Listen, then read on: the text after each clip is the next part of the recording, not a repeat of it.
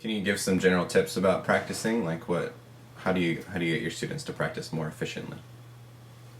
Well, I mean, that would be like a whole other interview, but it's just mainly about, uh, again, it's finding ways to, when you learn a piece, from day one, to be um, playing and interpreting and practicing in a way where you're basically playing as much of the information as you can, and so things are more synthesized from the beginning. Because what I Mm-hmm. find is that a lot of students have this kind of thing of, I need to get it in my fingers, you know. I put that in quotes because you hear that a lot. I just want to get the piece in my fingers, and then I'll learn, and then I'll deal with other things later. Um, and what I try to teach students is how to more fully integrate the musical things and their ear, get their ear involved, so that you're practicing with each new piece. Your ear is becoming developed and more sensitive. Your musicianship, or just your intellect musically, is becoming more developed with each piece. And also, you have ways where even your technique, just through practicing and repetition in a very relaxed manner, can also be developed. Mm-hmm. Do you have any other tips for guitarists? Uh, uh, just just that the practicing should be fun. It's not always going to be, well, the practicing is not always going to be fun, but as long as you love it when you're doing it, there are going to be days where it's hard, and there's always going to be times even like, just kind of bumps in the road where it feels hard. Is you just, as long as you love it, I think that's sort of the big picture thing. If you really love your study of the guitar, I think that's really the important thing. We definitely are, could be very goal oriented and very driven creatures and so we kind of set up certain expectations. I need to be here and I need to be finished. We have a lot of finish lines. Mm-hmm. And to think, to students, it feels like a race. And I mean, well, I guess the clearest example I can give is myself, is that I just don't feel like I'm done. I don't really take a lot of stock into the whole idea that I'm here now, or I'm done, and so now I don't need to deal with that anymore. Like I've finished that. I don't really, Yeah. in terms of learning, I just feel like it's a constant kind of thing that really doesn't have to stop. So as long as that kind of thing is there, of course we all have deadlines, Yeah. but as long as you love the work, and even in the tough times, I think that's I guess the overall tip I can give at this time. Okay. Can we talk a little bit about your thumbnail? You use a ping pong ball, right? Right, that's right. I do. In fact, actually, though, I was on vacation. The flight I came on in this morning, I was on vacation, and for about 4 days, and whenever I have a sort of a vacation for myself, Mm-hmm. I'm always playing, but I'm not in that sort of really intensive, practice mode that I tend to be in Mm-hmm. year round. But I do practice, but it's more relaxed, and it's sort of finding different angles, and it's also being more sensitive to just physical sort of sensations. That's how I improve my. That's how I've been able to keep improving my technique over the last 5 to 10 years. Just sort of be open to like what things actually feel like, and see if I can reduce pressure in my left hand. There's one example, and I was actually playing with just my. Here, let's use the camera. That's my real thumbnail, actually.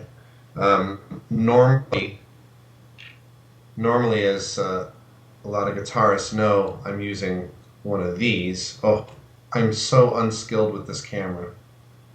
I feel like I'm like on a NASA flight or something like that. Okay, here we go.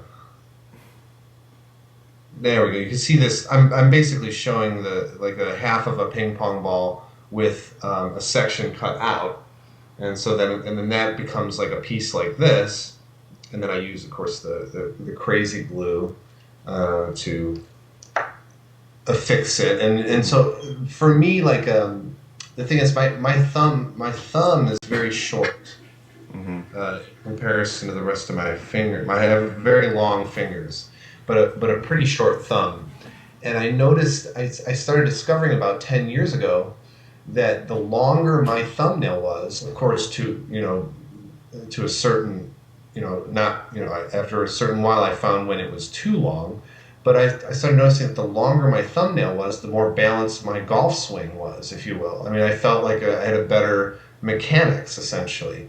And so I've been basically experimenting with that. I experimented with that for about 5 to 7 years until I found just the right length and contour, which is impossible for me to get with my real thumbnail. Mm-hmm. And so, of course, I used my other natural nails, and then the thumbnail, of course, has this ping pong ball, which in a few short months, I was able to be, I can basically take a ping pong ball and from scratch and make a new nail and have it ready to go in three to 4 minutes. Mm-hmm. So it's actually become easier to maintain that than to try to do something with my thumb, which it just doesn't. Yeah. My thumbnail also grows out of my thumb like this. Mm-hmm. Like it just starts twisting. It starts twisting as soon as it starts growing out of my thumb. So that's been a solution that's been very reliable. Yeah. Do you affix a new nail every concert, or do you just kind of keep one on there? I've been able to, again, I've got it to a point where I can use a thumbnail for 2 or even 3 appearances, Mm-hmm. which is great. But yeah, in the early days, it was like it would have to be a new one every single concert, because of course you have to maintain the length. And usually at the end of a concert, I really, my sound is, I engage the guitar. I have a lot of displacement on the string. Mm-hmm. Some younger players would call it old school, Yeah. like from a generation before me. And it's just the way I like to play. I like to feel like I like to have a large dynamic range. But when you play in that way, you get a bit more nail wear. Mm-hmm. So yeah, they don't last very long. Yeah. But Well, let's talk about business a little bit. How do you think YouTube and other social media things have changed the landscape for you as a classical musician? Well, for me, I feel like it remains to be seen, actually, because I can't. It's really hard for me to get a sort of a beat on what it's actually doing for me. Mm-hmm. I'm sure it is. Of course, YouTube was, I think, probably, really a great thing when that started happening, and I haven't even like fully taken advantage of it. I mean, that we just like there's videos and that are on there, but they don't really explore the full range of what I do as a musician. Mm-hmm. But also in my case, we have a lot of clearance issues in terms of videotaping things. Like when I play with orchestras, it's very difficult. Yeah. You can't just like at Fort Worth Symphony like come and have a friend set up a video camera. Right. When you're playing with San Diego Symphony or Charlotte or whatever, you can't really just do that. And those would be the orchestras I would like people to see what my work with them in performance. So in that sense, but in terms of there's some good solo performances on there, I think, that I've done of certain pieces that I think it's okay that they're up there, and I think it's good, but to the extent as far as like that and Facebook, as far as I know how Facebook affects me on a day-to-day basis. Yeah. But it's in terms of how I don't know that I can really tell. I'll be able to have a better sense of it if you ask me in 5 years. Yeah.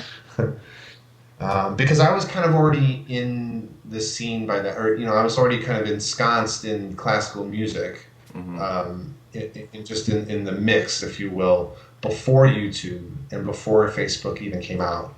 Mm-hmm. And so I'm more or less kind of like coming at it from, it's almost like, oh, should I be on this? Should I be, should I guess you know, you kind of ask, you know, your team and people like that, and so you're relying on your team essentially, of people that you know, your circle of profession, you know, things that regarding your professional matters for really, you know, that kind of thing. So.